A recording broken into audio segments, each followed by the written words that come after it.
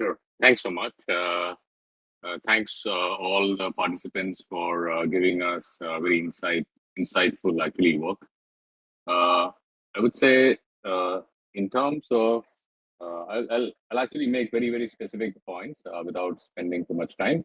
Number one, each one of them in terms of an opportunity set is large. I think what is currently being laid out is at this point of time seems to be only scratching the surface. So, in terms of two things, again, within that, number one, all of them are tech led or technology led. And in addition to the tech layer or the stack that you have for using it in underwater, you have the necessary expertise of MRC, which is actually being put to bear in terms of how to go about putting this in place. So I would say the tech part is there, the know-how is there, the key thing in terms of all of this always lies in terms of commercializing it.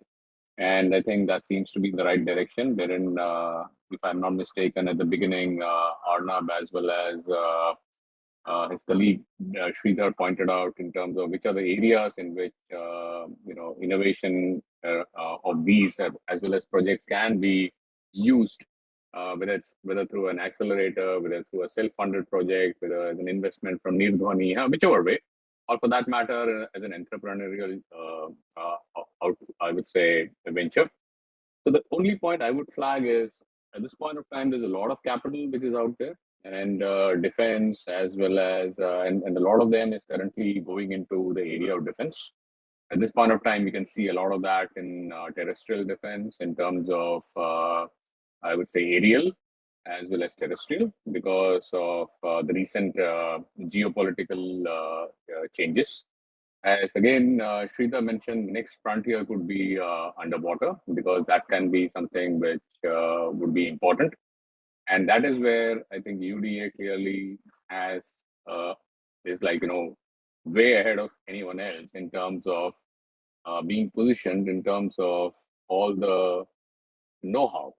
So I would say if any of I would say the existing people who have done projects over here, they are willing to actually take it forward. They should definitely consider that as a serious opportunity. They should team up with people who are like-minded. And funding in this environment is something which is highly available, whether it is through accelerators, whether it's through VCs, whether it's through government organizations. But clearly that is something that I would urge people to actually really sit back and think because in terms of profile, each one of you has comes in from very distinguished background, whether it's the I would say the IITs or the NITs as well as the leading colleges. So clearly you have the pedigree, you have the technical know-how, you have the tech stack. Capital is not an issue in today's environment. So I think what you'll need to effectively do is to form, I would say, a team and figure out a way to commercialize it. Huh? And a lot of this, people always keep thinking, is this the right time to do it? Should I wait for a few years, get work experience, and then do it? So, having worked earlier and then, now being an entrepreneur for the last 7, 8 years, I would say there is no right time to ever start. So, you need to go by your own risk appetite. You need to go by your own, I would say, calling.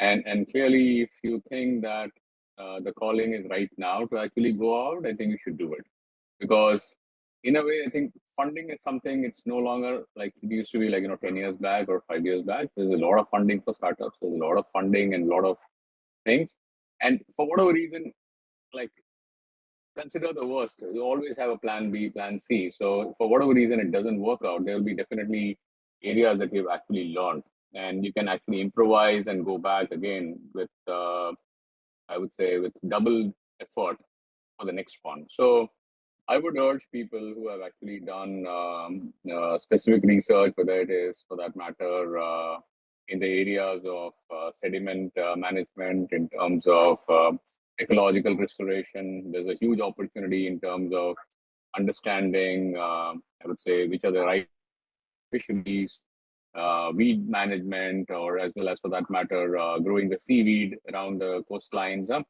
There's a huge amount of opportunity in literally every field, and the benefit that you have is unlike other areas. This is absolutely like, pristine as well as open.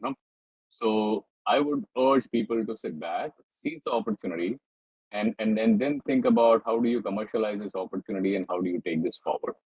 So to that extent, if you need any support and you need any assistance, you can always reach out to me through Arnab, and we'll be happy to actually engage on anything specific. So let me stop there.